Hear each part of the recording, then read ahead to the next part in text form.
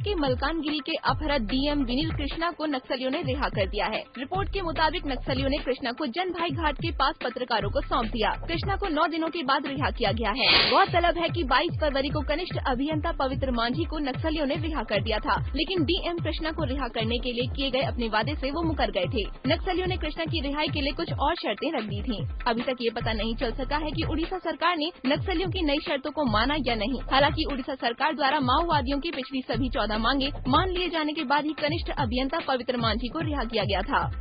शिवसेना ने अपने सहयोगी दल भाजपा की उस पेशकश को ठुकरा दिया है, जिसके तहत उसने 2G स्पेक्ट्रम घोटाले की जांच के लिए गठित जेपीसी में उसे एक सीट देने की पेशकश की थी। शिवसेना ने इस आधार पर ये पेशकश ठुकरा दी है कि उसके राज्यसभा के एक सांसद के स्वामित्व वाली कंपनी भी अनुबंध के कथित लाभार्थियों में से एक है।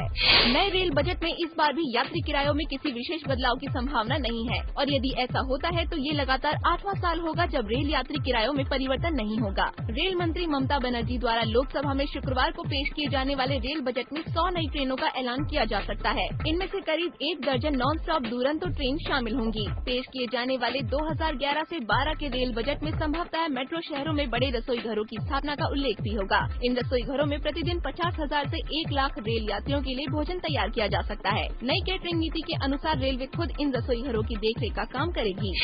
फिल्मी पत्रिका स्टारडस्ट ने बॉलीवुड हीरोइन करीना कपूर को सबसे आकर्षक महिला के खिताब से नवाजा है। करीना ने कटरीना कैफ, दीपिका पादुकोण और प्रियंका चोपड़ा जैसी हीरोइनों को पीछे छोड़कर ये खिताब हासिल किया है। गौरतलब है कि पिछले साल की इस लिस्ट में कटरीना टॉप पर थीं। इस बार करीना ने उन्हें पीछे करके ये जगह हथिया ली है। पत्रिका के ताज़ा अंक में 10 सबसे आकर्षक महिलाओं की सूची प्रकाशित की गई है। पत्रिका के मुताबिक व्यापक अनुसंधान और पाठकों के बीच कराए गए सर्वे के आधार पर ये सूची तैयार की गई है।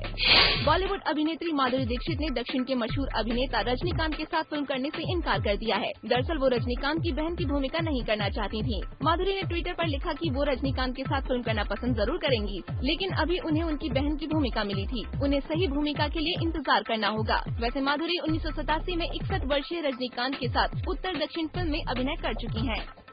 2G स्पेक्ट्रम आवंटन में अनियमितताओं के आरोपों को लेकर विपक्ष के हमले से घिरे प्रधानमंत्री मनमोहन सिंह ने गुरुवार को कहा कि कुछ समस्याएं तो हैं, लेकिन संचार क्षेत्र में विकास को नजरअंदाज नहीं किया जा सकता। उन्होंने जोर देकर कहा कि यदि ऐसा कोई घोटाला हुआ है तो उससे निपटा जाएगा। लोकसभा में राष्ट्रपति के अभिभाषण पर पेश धन्यवाद प्रस्ताव पर चर्चा के दौरान उन्होंने कहा कि लोग घोटाले के बारे में बात कर रहे हैं। अगर ऐसा है तो इससे सख्ती से निपटा जाएगा, लेकिन वे संचार के क्षेत्र में हुए विकास को भी नजरअंदाज नहीं कर सकते हैं।